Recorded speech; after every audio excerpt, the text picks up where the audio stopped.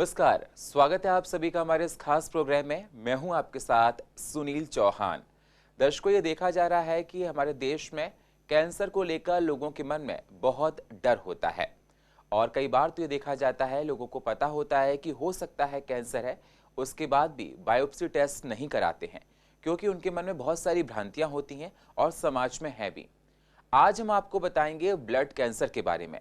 Blood cancer आखिर है क्या, क्या पुरुष में ज़्यादा होता है या महिलाओं में, कैसे जांच की जाए, कौन कौन सी बातों का ध्यान रखें जिससे ब्लड कैंसर हम लोगों को ना हो, साथ ही साथ क्या प्रिकॉशंस लेने पड़ते हैं और कॉजेस क्या होते हैं, सिम्टम्स क्या होते हैं, कैसे पहचाने कि ब्लड कैंसर है, और कोरोना काल में अगर किसी को ब्लड कैंसर है तो क्या वो वैक्सीन लगवा सकता है, अगर वैक्सीन लगवाने के बाद एहतियात क्या बरतना पड़ता है, डॉक्टर से परामर्श क्या लेने पड़ती हैं, और बहुत सारे इलाज जो आज के समय में हमारे पास हैं उनको किस प्रकार से कराना चाहिए, इन सारी बातों पर आज चर्चा की जाएगी। इन सारी बातों पर डिस्कशन करने के लिए हमारे साथ मेट्रो ग्रुप ऑफ हॉस्पिटल से डायरेक्टर आर.के. चौधरी जी हैं, जो कि बहुत सीनियर डॉक्टर हैं, ऑन्कोलॉजिस्ट हैं और बहुत से लोगों को अपनी सेवाएं दे चुके हैं। बहुत बहुत अभिनंदन है सर आपका। Doctor RK. चौधरी आपको बताएंगे, समझाएंगे, लेकिन उससे पहले आप एक छोटी सी रिपोर्ट देखिए। जानिए क्या होता है ब्लड कैंसर, ब्लड कैंसर का कैसे पता चलता है, ब्लड कैंसर के कितने स्टेज होते हैं, ब्लड कैंसर क्यों होता है, ब्लड कैंसर क्या कोई बीमारी होती है, क्या लक्षण होते हैं ब्लड कैंसर के, कोरोना काल में ब्लड कैंसर के मरीज कैसे अपना ध्यान रखें, क्या कैंसर का मरीज वैक्सीन लगवा सकता है। शरीर में खून का होना उतना ही जरूरी है जितना कि जीने के लिए सांस का लेना होता है। अगर शरीर में इसकी कमी हो जाए तो कई तरह की बीमारियों का खतरा बढ़ जाता है। ल्यूकेमिया भी खून से जुड़ी हुई एक गंभीर बीमारी है जिसे ब्लड कैंसर भी कहा जाता है।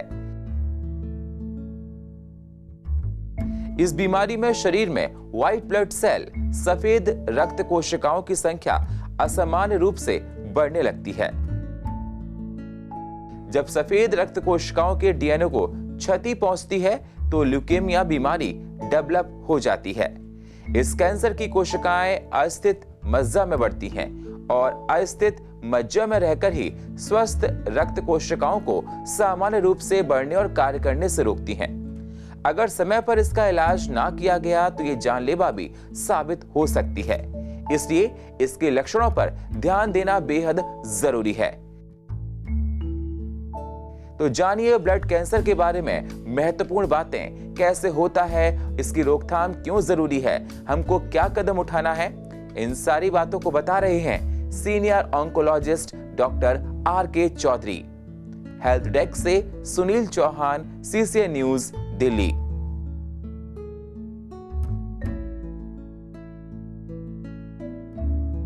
तो जैसा आपने रिपोर्ट में देखा और जानने की कोशिश की, जो आज हमने विषय चुना है बहुत ही ज़्यादा महत्वपूर्ण है क्योंकि लोगों को बहुत सारी भ्रांतियां होती हैं और कई बार तो ये देखा जाता है कि लोग इसमें लेकर बहुत से गलत रास्ते अपना लेते हैं, सही ट्रीटमेंट उनको नहीं मिल पाता है और जब तक किसी अच्छे डॉक्टर के पास पहुंचते हैं तो तब तक बहुत देरी हो जाती है। इसलिए आज का प्रोग्राम आप सभी के लिए बेहद ज़रूरी है, इसलिए प्रोग्राम को आप ठीक से ज़रूर देखें। सर, हमारे देश में ये देखा जाता है कि बहुत सारे प्रकार के कैंसर होते हैं। कहते हैं कि बॉडी के जितने पार्ट्स उतने प्रकार के कैंसर होते हैं। आज के प्रोग्राम में हमने आपको इसलिए आमंत्रित किया कि आप लोगों को सही डायरेक्शन में बता सकें कि अगर किसी को ब्लड कैंसर है तो किस प्रकार से इलाज लेना है। सबसे पहले जो दर्शक आपको देख रहे हैं, आप उनको ये बताइए आखिरकार ब्लड कैंसर है क्या। सबसे पहले तो बहुत बहुत धन्यवाद जो आपने मुझे इनवाइट करा। दूसरा, आपने टॉपिक जो चूज़ करा वो बहुत ही ख़ास टॉपिक है और जो आपने जैसा कि सवाल पूछा है कि ब्लड कैंसर क्या होता है, मैं इस सवाल पे जाने से पहले आपको ये बताना ज़रूरी समझता हूँ कि वास्तव में ब्लड होता क्या है, ब्लड कैसे बनता है, तभी हम ये समझ पाएंगे कि ब्लड कैंसर क्या होता है। तो हमारे शरीर में जो ब्लड है वो बोन मैरो के अंदर बनता है और बोन मैरो हमारे शरीर की हड्डियां हैं, उनके सेंट्रल या मिडल पार्ट होता है, उसको बोन मैरो बोलते हैं। तो बोन मैरो में ब्लड मैन्युफैक्चर होता है। इसको इस तरीके से हम एक ब्लड बनाने की फैक्ट्री भी बोल सकते हैं। वहाँ पे ब्लड के 3 कंपोनेंट मेन होते हैं। एक हीमोग्लोबिन होता है, एक वाइट सेल्स होते हैं और दूसरे प्लेटलेट होते हैं। हालांकि वाइट सेल में भी डिफरेंट डिफरेंट टाइप के सेल्स होते हैं, लेकिन 3 कंपोनेंट समझना ज़्यादा ज़रूरी है, haemoglobin, white cells and platelet. ज़्यादातर जो ब्लड कैंसर होते हैं वो वाइट सेल से निकलते हैं। ब्लड कैंसर तब बनता है जब ये वाइट सेल का बनना और वाइट सेल का डिस्ट्रॉय होना इरेगुलर होता है। बेसिकली जब अनकंट्रोल वे में वाइट सेल की मैन्युफैक्चरिंग होती है या वाइट सेल बनने लग जाते हैं और वाइट सेल बहुत ज़्यादा बन जाते हैं, उसको ही हम एक ब्लड कैंसर बोलते हैं, जिसमें इमैच्योर सेल बनते हैं जिनको हम मेडिकल टर्मिनोलॉजी में ब्लास्ट सेल्स बोलते हैं। तो वो ब्लड कैंसर होता है। मतलब कहने का मतलब आपका ये है कि WBC का ज़्यादा बढ़ना उसे ब्लड कैंसर बता सकते हैं और RBC कम बनता है बोन मैरो में। वाइट सेल का या WBC का ज़्यादा भी बनना और एबनॉर्मल सेल बनना, ज़्यादा तो कई बार इन्फेक्शन में भी बन जाते हैं, लेकिन जो एबनॉर्मल सेल्स होते हैं जो नॉर्मल WBC का काम नहीं करते, तो वो जब ज़्यादा बन जाते हैं तो क्या होता है, बोन मैरो पूरा पैक हो जाता है और बोन मैरो के पास इतना स्पेस नहीं होता कि वो हीमोग्लोबिन बना सके और प्लेटलेट भी बना सके। उस केस में प्लेटलेट कम हो जाएंगे, हीमोग्लोबिन कम हो जाएगा और TLC या वाइट सेल बहुत ज़्यादा बढ़ जाएंगे। कभी कभी वो इतना पैकिंग हो जाता है कि वास्तव में नॉर्मल TLC भी कम हो जाते हैं। ओके सर, ये RBC का फॉर्मेशन स्प्लीन करता है? नहीं, मेन फॉर्मेशन RBC का जो होता है वो बोन मैरो में ही होता है। स्प्लीन भी एक सेकेंडरी सोर्स होता है, पर मेन सोर्स ऑफ मैन्युफैक्चरिंग या मेन सोर्स ऑफ प्रोडक्शन होता है RBC का या WBC का प्लेटलेट का, वो बोन मैरो होता है। जी, इसलिए मैंने, क्योंकि बहुत से लोगों के मन में ये धारणा होती है कि स्प्लीन फॉर्मेशन होता है, इसलिए मैंने क्वेश्चन आपसे पूछा था। अगला सवाल मैं आपसे पूछना चाहता हूँ, जैसा आपने बताया कि बोन मैरो में ब्लड का मतलब ब्लड बनता है, हमारे दर्शकों को बताया, तो मैं आज आपसे जानना चाहता हूँ कि सर क्या क्या कॉजेस होते हैं, कारण होते हैं जिससे ब्लड कैंसर लोगों में होता है? आपने सही सवाल पूछा कि हमें ये जानना जरूरी है कि क्या ऐसे कारण होते ब्लड कैंसर के। उन कारणों को हम लोग बोलते हैं risk factor. Risk factor for blood cancer, जब भी एक जेनेटिक हेरिडिटी या जेनेटिक लेवल पे, जीन्स लेवल पे कोई म्यूटेशन होता है, तो ये सेल्स जो मैन्युफैक्चर होते हैं जो वेल कंट्रोल वे में हो रहे होते हैं, वो अनकंट्रोल वे में एबनॉर्मल प्रोडक्शन होता है। और वो म्यूटेशन के बहुत सारे कारण होते हैं, कुछ जेनेटिक कारण होते हैं, कुछ एनवायरमेंटल कारण होते हैं, लेकिन ये स्पेसिफिक 1-to-1 कारण का अभी तक पता नहीं है कि ये कारण होगा तो डेफिनेटली ब्लड कैंसर बन ही जाएगा। मोर और लेस हम एक स्पेसिफिक पेशेंट में कभी भी कारण नहीं पता कर पाते हैं। हेरिडिटरी कारण भी होते हैं जो फैमिलीज़ में रन करते हैं, और कुछ इन्वायरमेंटल एक्सपोजर भी होते हैं, जैसे हैवी मेटल एक्सपोजर्स होते हैं या एक्स्ट्रा पॉल्यूशंस है। इस तरीके से रिस्क फैक्टर देखे गए हैं। मतलब पॉल्यूशन भी एक बहुत बड़ा कारण हो सकता है, जो कि हमारे दिल्ली में पॉल्यूशन का बहुत ज़्यादा प्रकोप देखा जाता है, जब air quality index more than 500। बिल्कुल, पॉल्यूशन कैंसर का एक बड़ा कारण है। बहुत सारे कैंसर है, उनमें पॉल्यूशन का बहुत बड़ा रोल है। बिल्कुल, देखते हैं लंग्स में जो होता है वो पॉल्यूशन के वजह से ही होता है।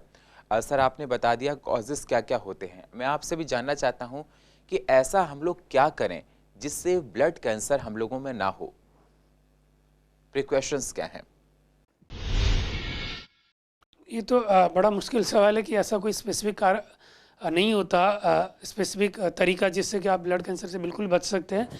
लेकिन डेफिनेटली जो हेल्दी वेज ऑफ लिविंग है, जैसे डाइट का ध्यान रखना, स्लीप का ध्यान रखना, अपने स्ट्रेस लेवल को कंट्रोल में रखना, अपने बॉडी वेट को कंट्रोल में रखना, इन्वायरमेंट को साफ़ सुथरा रखना, जो जितनी भी रेगुलर एक्सरसाइजेस करना, तो जितनी भी हेल्दी लिविंग वेज है, उससे हमारी हेल्थ को अच्छा रखने में हेल्प मिलती है, और साथ ही साथ हमें बीमारियों से बचाता भी, चाहे वो कैंसर की बीमारी हो या ब्लड कैंसर की बीमारी हो, हार्ट की बीमारी हो। सारी बीमारियों से बचने का ये एक ही तरीका है कि हेल्दी वेज ऑफ लिविंग तरीकों को अपनाएं। मतलब अपनी लाइफ स्टाइल को अच्छा रखना है और हेल्दी वेज, अच्छा डाइट लें, एक्सरसाइज करें और ओवरवेट होने से बचें। और कहा भी जाता है मोटापा अधिकतर बीमारियों को निमंत्रण देता है। सर, अगला सवाल मेरा आपसे ये है, आपने बताया ब्लड कैंसर के बारे में, कॉजेज़ क्या हैं, प्रिवेंशंस क्या हैं। अब मैं आपसे जानना चाहता हूं कि आप एक सीनियर ऑन्कोलॉजिस्ट हैं और बहुत से लोगों को देखते हैं।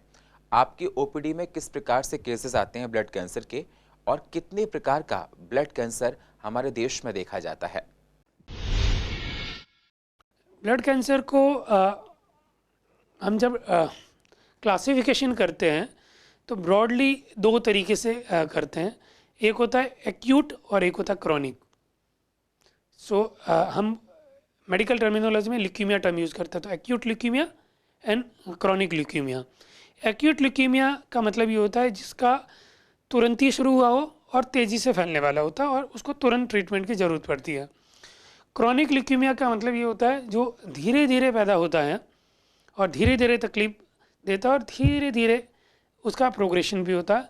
और कई बार क्रॉनिक ल्यूकीमिया ऐसे होते हैं जहाँ पे इतने स्लो प्रोग्रेस करते हैं या एसिम्प्टोमेटिक होते हैं, उनको इमीडिएट ट्रीटमेंट की ज़रूरत भी नहीं पड़ती। हम उसको रेगुलर फॉलोअप में रखते हैं और जब बहुत तेज़ी से बढ़ने लग जाता है या उनकी वजह से कोई तकलीफ होने लग जाती है तभी हम ट्रीटमेंट एडवाइस करते हैं। ये मोटा मोटा क्लासिफिकेशन है। बाकी medically there are many types of leukemias. अगला सवाल मेरा सर आपसे है कि क्या साइन और सिम्टम्स होते हैं कि पहचाने कि ब्लड कैंसर आपके अंदर हो सकता है, उसकी शिकायत हो सकती है? अगर साइन एंड सिम्टम की जब बात करते हैं तो हमें एक्यूट और क्रॉनिक को सेपरेटली देखा जाना चाहिए। एक्यूट जैसा कि मैंने बताया वो तेज़ी से फैलता है, तो जैसे टीएलसी घटेंगे या बढ़ेंगे तो बहुत तेज़ी से बढ़ेंगे, तो बाकी की जो सेल्स लाइन है हीमोग्लोबिन या प्लेटलेट वो इमीडिएटली अफेक्ट होती है। अगर हीमोग्लोबिन कम होता है तो पेशेंट को कमजोरी आने लग जाती है। प्लेटलेट कम होता है तो पेशेंट को ब्लीडिंग के सिम्टम्स हो सकते हैं, स्किन में रैशेस बन जाते हैं, ब्लूश ब्लूश डॉट बन जाएंगे, या नेज़ल ब्लीड होने लग जाती है, या यूरिन के थ्रू ब्लीड आने लग जाता है, या शरीर में किसी भी नेचुरल ऑरिफिस से ब्लीडिंग होने लग जाती है। अगर फीमेल्स है तो कई बार प्रोलॉन्ग पीरियड आने लग जाते हैं, तो ब्लीडिंग मैनिफेस्टेशन हो सकते हैं। या फिर टीएलसी ज़्यादा बनने या एबनॉर्मल बनने की वजह से पेशेंट को इन्फेक्शन लग सकता है, तो उनको फीवर आ सकता है, वेट लॉस हो सकता है, नाइट स्वेट हो सकते हैं, इस तरीके के कुछ भी सिम्टम हो सकते हैं। क्रॉनिक ल्यूकीमिया में क्योंकि वो धीरे धीरे बढ़ता है तो उनमें नॉर्मली ल्यूकोसाइटोसिस मतलब हाई टीएलसी के साथ प्रेजेंट करता है और बाकी के सिम्टम नहीं होते हैं। उनको स्प्लीन और लीवर शरीर में उनकी साइज़ बढ़ जाती है क्रॉनिक ल्यूकीमिया में, और पेशेंट को पेट में हैवीनेस से लगने लगते हैं, अर्ली सैटिस्फैक्शन मतलब जल्दी से पेट भर जाता है। इस तरीके के सिम्टम लेके आते हैं हमारे पास। बिल्कुल डॉक्टर साहब, आपने बताया कि क्या क्या साइन और सिम्टम्स होते हैं। अगर इस प्रकार के सिम्टम्स हैं तो किसी अच्छे डॉक्टर से परामर्श करना है, उनके पास जाना है और इस बीमारी के बारे में और भी जानकारियाँ लेनी है। सर, हमारे देश में लोगों के मन में भ्रांतियाँ हैं और ये बहुत समाज में देखा जाता है कि जब भी कैंसर के बारे में किसी को बताया जाए तो लोग ये सोचते हैं कि डेथ सेंटेंस हो गया, लेकिन ये आज के परिप्रेक्ष्य में देखा जाए ऐसा नहीं है। बहुत से लोगों को मैंने देखा है जो कैंसर है 20-25 साल से आराम से ज़िंदगी जी रहे हैं, नॉर्मल लाइफ जी रहे हैं। और लेकिन अब बहुत से लोगों के मन में अवधारणा ये बदलने भी लगी है, क्योंकि उनको लगता है कैंसर हो गया, बस अब ज़िंदगी कुछ दिन की रही है, अब ख़त्म हो जाएगी। पूरा परिवार घबराने लगता है तो और टेस्ट नहीं कराते हैं। कहते हैं कि अगर मैंने बायोप्सी टेस्ट कराया तो ये और जाके परेशानी क्रिएट कर सकता है। जो दर्शक आपको देख रहे हैं, आप उनको ये बताइए विस्तार से कि टेस्ट कराना चाहिए और जो भ्रांतियां हैं उन पर प्रकाश डालिए। बिल्कुल। सबसे पहले तो दर्शकों को मैं ये बताना चाहूँगा कि आज की डेट में किसी भी कैंसर का और स्पेसिफिकली ब्लड कैंसर के ट्रीटमेंट इतने रिफाइंड और इतने एडवांस हो चुके हैं कि बहुत ही अच्छे रिजल्ट मिलते हैं। कैंसर या ब्लड कैंसर होना बहुत अच्छी बात तो नहीं है, लेकिन अगर किसी को ब्लड कैंसर होता है तो ज़रूर अपने आसपास के किसी भी स्पेशलिस्ट डॉक्टर से सलाह ले और उनके कहे अनुसार टेस्ट कराए, उनका डायग्नोज करे किस टाइप का ब्लड कैंसर है और उसको उसी टाइप के हिसाब से ट्रीटमेंट किया जाता है। जैसा कि मैंने शुरू में भी बताया कि क्रॉनिक ब्लड कैंसर्स जो होते हैं कई बार उनका डायग्नोसिस करने के बाद में हम पेशेंट को बिना ट्रीटमेंट के सिर्फ फॉलोअप में रखते हैं, उनको ज़रूरत नहीं भी पड़ती है ट्रीटमेंट की। एक्यूट ब्लड कैंसर्स जो होते हैं, एक्यूट ल्यूकीमियाज होते हैं, उनको इमीडिएट ट्रीटमेंट की ज़रूरत पड़ती है और उसमें डिले नहीं करना चाहिए। जब भी हमारे क्लिनिक्स में पेशेंट आते हैं और हमें ये डाउट होता है, ये सस्पेक्ट होता है कि ये कैंसर का केस, ब्लड कैंसर का केस हो सकता है, तो शुरू में हम कुछ ब्लड के टेस्ट करते हैं जिसमें हीमोग्लोबिन, टीएलसी, प्लेटलेट और साथ में एक फ्लो साइटोमीटर का टेस्ट करते हैं, पेरिफेरल ब्लड स्मीयर का टेस्ट करते हैं, जिससे हमें कई बार ब्लड कैंसर को डायग्नोस करने में हेल्प होती है। ज़्यादातर ब्लड कैंसर के केसेस में डायग्नोसिस करने के बोन मेरो का टेस्ट भी ज़रूरत होता है। वो बोन मेरो का बायोप्सी होती है, उसमें बोन मेरो, जैसे मैंने बताया कि बोन मेरो ब्लड बनाने की फैक्ट्री है, वहाँ का एक सैंपल लिया जाता है और उसको भी लैब में भेजा जाता है टेस्ट के लिए। ये बिल्कुल ही सेफ टेस्ट है, इसकी वजह से ना तो ब्लड कैंसर होता है और ना ही इस टेस्ट की वजह से ब्लड कैंसर तेज़ी से बढ़ता है, और ना ही ये बोन मेरो का टेस्ट एक ट्रीटमेंट है। कई बार लोग बोन मेरो का टेस्ट कराने के बाद में चले जाते हैं, उनको लगता है बोन मेरो का टेस्ट हो गया और अब ट्रीटमेंट हो गया।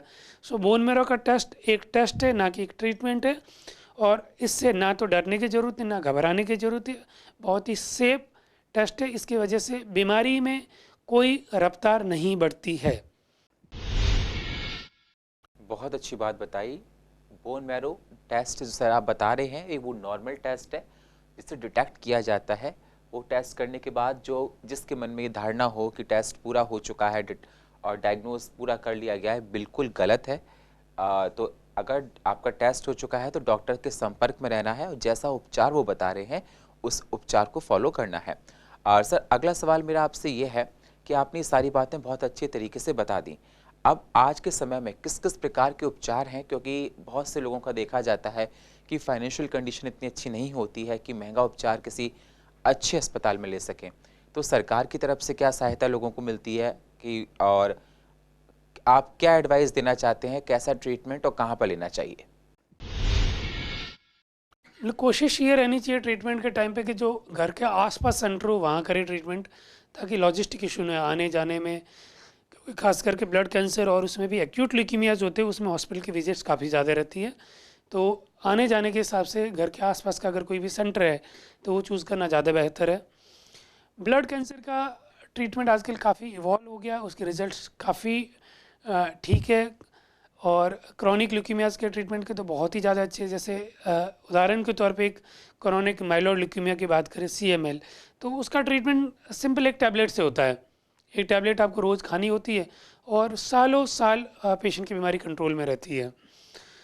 दूसरा जैसे CLL, क्रॉनिक लिम्फोसिटिक ल्यूकीमिया, उसके ट्रीटमेंट के भी रिजल्ट बहुत अच्छे हैं। CLL का कई बार ट्रीटमेंट की ज़रूरत भी नहीं पड़ती है, और ज़रूरत भी पड़ती है तो इंजेक्टेबल ट्रीटमेंट होता है। कुछ साइकिल्स के बाद में, कुछ महीनों के ट्रीटमेंट के बाद में फिर हम उनको फॉलोअप में रखते हैं और वो कई सालों तक ठीक रहते हैं। अगर बीमारी फिर से आती है तो फिर से ट्रीटमेंट की ज़रूरत पड़ती है।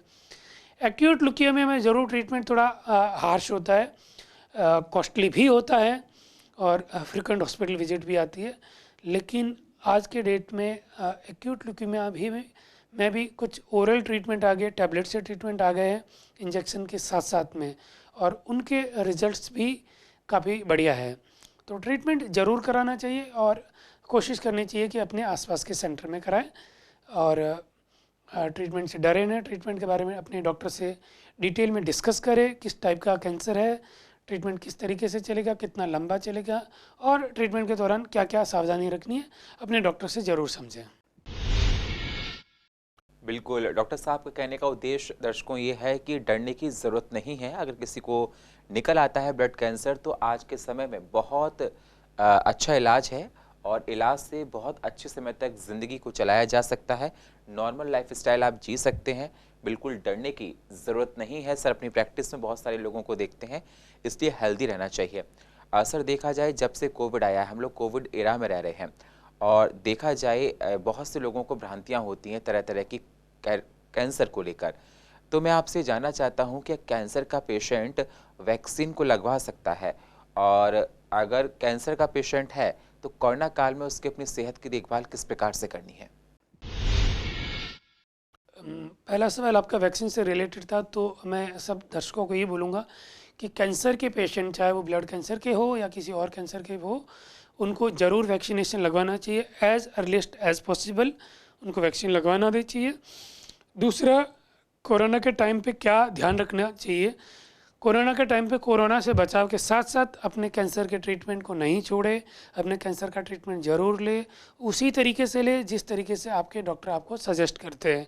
चाहे तो आप अपना सेंटर बदल सकते हैं। अगर आपका सेंटर ट्रीटमेंट का दूर पड़ता है तो अपने जो प्राइमरी डॉक्टर उनसे सलाह लेके अपने घर के आसपास में किसी सेंटर को चूज़ करें। कई बार हमने पिछले कोरोना वेव्स में जिन पेशेंट को वीकली कीमोथेरेपी लग रही उनका शेड्यूल हमने बढ़ा दिया था, या जहाँ पॉसिबल था हमने इंजेक्शन की जगह ओरल टैबलेट्स पे डाल दिया था, ताकि पेशेंट की कम से कम हॉस्पिटल विजिट बने। लेकिन ट्रीटमेंट बंद ना करें, ये बहुत ज़रूरी है। कोरोना टेम्परेरी है, लेकिन कैंसर को नहीं भूलना है, उसका ट्रीटमेंट ज़रूर कराना है। बिल्कुल सर, बहुत अच्छे से आपने बताया है कि बिल्कुल हल्के में नहीं लेना है। और कोरोना काल में देखा जाए कैंसर के पेशेंट को अपना प्रतिरोधक क्षमता उनकी वैसे भी कम हो जाती है, इम्यून सिस्टम वीक हो जाता है, तो उनको अपनी देखभाल करनी है। सर, अंतिम सवाल मैं आपसे करना चाहूँ कि हमारे देश में कोरोना को लेकर बहुत मिथ्या है, मतलब बहुत, कोरोना को नहीं, कैंसर को लेकर बहुत सारी मिथ्याएं हैं। बहुत अलग अलग तरह के लोग, रिश्तेदार, फ्रेंड सर्कल, सोसाइटी, मोहल्ले में, कॉलोनियों में, जगह जगह लोग तमाम तरह की बातों को लेकर आते हैं। आप एक बहुत सीनियर ऑन्कोलॉजिस्ट हैं और आपने, जहाँ तक मुझे अनुभव है, ज़िंदगी के 15 से 20 साल अपनी सेवा में दिए हैं। मैं आपसे जानना चाहता हूँ कि आपके इस एक्सपीरियंस में क्या कुछ निकल कर आता है, कैसे कैसे केसेस आपके पास आते हैं, और अगर किसी कैंसर पेशेंट को ठीक से उपचार मिले तो ज़िंदगी उसकी किस प्रकार से होती है? जैसा कि आपने बताया कि कैंसर के बारे में अभी किस तरीके से एडवांसमेंट हो रहा है, तो लास्ट के अगर 10 ईयर हम ले तो कैंसर का ट्रीटमेंट को लेकर बहुत तेज़ी से बदलाव होते आ रहे हैं। और जो बीमारी आज से 10 साल पहले क्योरेबल नहीं मानी जाती थी, वो आज क्योर रेट काफ़ी बढ़ गए हैं। अभी हम देखते हैं कि कोई 2015 में जिनको ट्रीटमेंट करा था, 2013 में ट्रीटमेंट करा था, वो फॉलोअप में आते तो बड़ा अच्छा लगता कि पेशेंट ठीक हो रहे हैं, और सक्सेस रेट काफ़ी अच्छी हो गई है। और जो लोग ट्रीटमेंट से स्ट्रिक्ट करते, अपनी डॉक्टर की सलाह ज़्यादा अच्छे से मानते, उनका रिजल्ट काफ़ी बढ़िया देखा गया है। अपने डॉक्टर जहाँ भी ट्रीटमेंट करा रहे, अपने डॉक्टर की सलाह को एज इट इज़ मानिए और ट्रीटमेंट बंद न करें। बीच में ट्रीटमेंट का गैप करना बड़ा मुश्किल हो सकता है। मतलब ये बहुत बड़ी बात सर ने कही, ट्रीटमेंट छोड़ना भारी पड़ सकता है ज़िंदगी पर, तो ट्रीटमेंट का गैप ना करें, सुचारू रूप से ट्रीटमेंट चलना चाहिए। बहुत बहुत शुक्रिया डॉक्टर आर के चौधरी, आप हमारे इस मंच पर आए और आपने लोगों को जागरूक किया इस विषय पर, जो कि बहुत ज़रूरी था। हमने आपको आमंत्रित इसीलिए किया था कि आप लोगों का मार्ग प्रशस्त कर सकें, उनको समझा सकें इस भयंकर बीमारी के बारे में जो आपने बताया है। चलते चलते आप दर्शकों से कुछ कहना चाहते हैं तो आप कह सकते हैं सर। मैं लास्ट में ये बोलूँगा कि कैंसर से डरे नहीं, हेल्दी लाइफ स्टाइल को अपनाएं। और अगर किसी को कैंसर का शक है या डाउट है तो अपने आसपास के किसी भी कैंसर सेंटर में जाके जांच करवाए। और किसी को अगर कैंसर हो जाए, भगवान से प्रार्थना करूंगा किसी को ना आए, लेकिन अगर किसी को हो जाए तो अपने डॉक्टर की सलाह के अनुसार उसका ट्रीटमेंट ज़रूर कराए। कैंसर के ट्रीटमेंट के रिज़ल्ट बहुत तेज़ी से सुधर रहे हैं, बहुत अच्छे रिज़ल्ट मिल रहे हैं और काफ़ी लोग क्योर हो रहे हैं, खास करके अर्ली स्टेज में। हम कोशिश करते रहते लोगों के तक अवेयरनेस प्रोग्राम्स के थ्रू लोगों को अवेयर करें कि एट अर्लीस्ट डॉक्टर के पास जाए, अपने जांच करवाए, और अगर कोई कैंसर का पेशेंट है तो उसको बोलो ट्रीटमेंट ज़रूर कराए। Thank you so much. तो देखा आपने, डॉक्टर आर के चौधरी ने आपको बताया, समझाया किस प्रकार से हम लोगों को देखभाल करनी है। ब्लड कैंसर को लेकर आपको बहुत सारी बातें बताई। जब भी किसी को अगर ऐसा है तो बिल्कुल ना घबराएं, डॉक्टर के पास जाएं और जो भ्रांतियां होती हैं, गलतफहमियां होती हैं समाज में, उन पर विशेष ध्यान ना दें, क्योंकि कई बार ये देखा जाता है कि बहुत लोग ध्यान देते हैं और सही इलाज नहीं मिल पाता है। डॉक्टर साहब ने बताया है कि आज के समय में बहुत एडवांस ट्रीटमेंट है, बहुत अच्छा ट्रीटमेंट है और उससे काफ़ी लोगों को ठीक किया जा चुका है। और फिलहाल हमारे इस खास प्रोग्राम में इतना ही। बाकी खबरों के लिए आप बने रहिए CCN के साथ। तब तक के लिए नमस्कार।